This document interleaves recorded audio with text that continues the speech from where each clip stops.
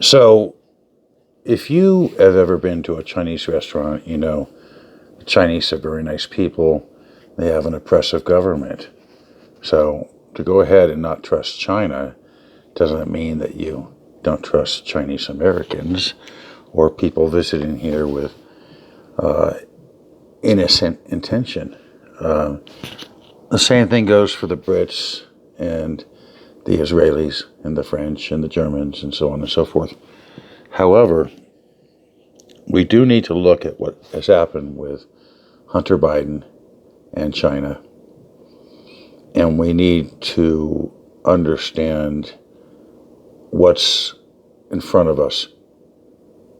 Right after the election was called for Joe Biden, Benjamin Netanyahu gave a very warm congratulations to Joe Biden. Benjamin Netanyahu is not above influence, peddling, lying, controlling the media,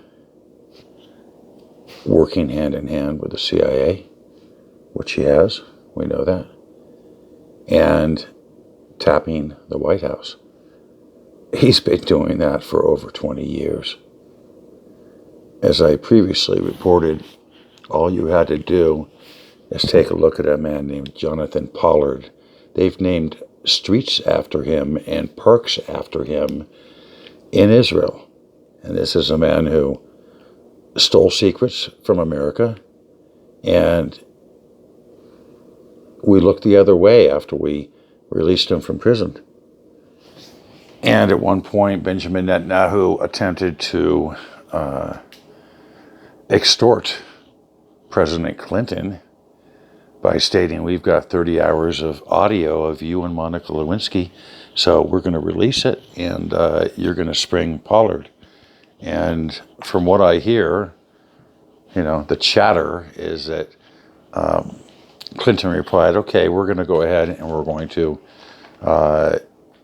release the information that we know that Ben Gurion was directly involved in the assassination of JFK.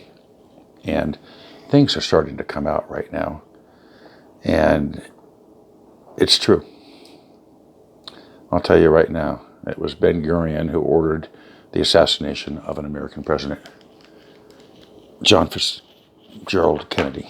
So it's something that's been hidden for a long time.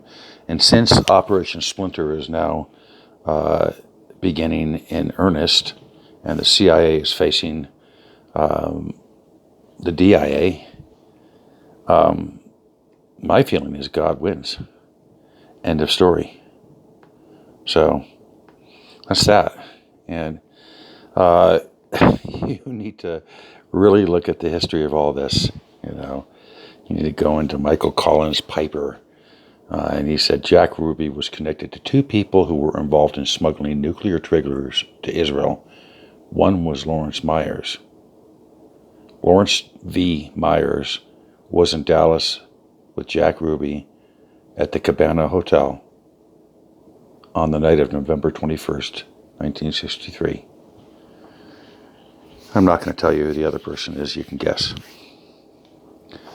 One of the largest moguls in Hollywood, a man named Arnon Milchan, was stealing nuclear triggers in the 1980s from America. He's now a multi-billionaire, and there's a hands-off approach with him. He does what he wants. So we need to ask ourselves, as a nation, what are we doing here? What are we doing? Kennedy was right. Kennedy was right about the CIA. Anybody who believes that their purview is only international, not domestic, doesn't know what they're talking about. And I'd like to give you a name so everybody can study it. A man named Albert Bud Whelan, Wheelan. Now, Whelan was head of technology for the CIA in 1963. I met the bastard in the 80s when he was bugging the house of the person that I worked with. More on that later. But go ahead and look into Bud Whelan and connect the dots.